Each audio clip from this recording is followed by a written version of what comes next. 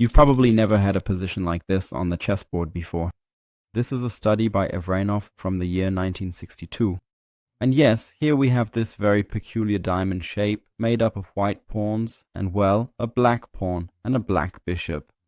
So, how does it continue from here? It's white's move.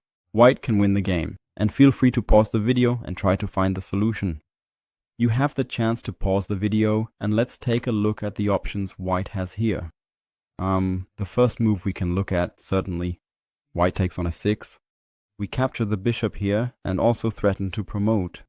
That's why black has to capture here, and now black suddenly has a passed pawn, so what can we really do with white, right? If we run over here to try to promote our own pawn, well, congratulations, but we're definitely not going to win the game. And yes, we've just barely managed to secure the draw, because we're about to promote the pawn here, and since it's a bishop's pawn, this is a theoretical draw. I won't analyze this position any further now, but if you're interested in how such theoretical endgames work, for example, queen versus pawn on the penultimate rank, just let me know in the comments, and maybe I'll make a video about it.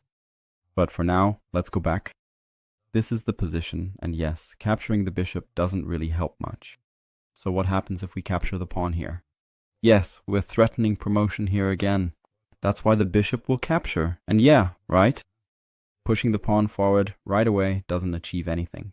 So if we want to try for a win here, it's f6, and now black could just calmly say, I'll play c5 here. I'm just going to run my own pawn through here, and the only thing you can do is capture en passant, and we very quickly end up in, well, just a dead drawn position. So that's also not the solution. And as unbelievable as it is, we have here, so to speak, this diamond of strangely arranged pieces, all of which could theoretically capture each other in some way. And the correct move is, we just leave it as it is. We completely ignore it and bring our king over here, because that's the weak point in the position, and that's what we ultimately want to conquer. How does it continue? Well, black can't really do anything in return either, right? If he thinks, I'll take the pawn here with the bishop, well, tough luck, right? Then the pawn here takes back. If he thinks, I'll take this pawn with my pawn, well, congratulations. The pawn takes and promotes. That means black is also forced, to leave this somewhat odd-looking arrangement as it is, and his best try here is to bring his king closer himself. He plays king to e7 here, continuing to pursue his plan of running towards the c7 pawn.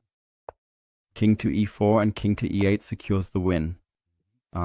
We capture this pawn here and should then win the game. We might need to take a step back and say, king to d7, yeah, that's a really bad decision.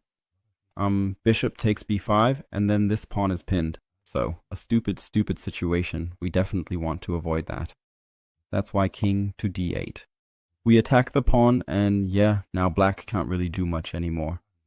Same game again. If he takes here, we take there. If he takes there, we take here. And if the king just runs over to this side of the board, well, then we can really just take the bishop here, because after the pawn takes our piece, the king takes on c7 follows, and this pawn will be carefully escorted and then promoted to a new queen, and white will ultimately win the game in this decisive way, securing a clear victory. That was today's study. Would you have guessed that you just leave this, well, strangely arranged constellation as it is, and ultimately let the king do all the work here with the path king f6, e7, and then even to d8 and not to d7? Well, if you saw it, respect. And if you think you might enjoy more videos like this, feel free to check out my channel. I have a whole series of the most beautiful puzzles of all time. Check them out, and hopefully we'll see each other again in the next video.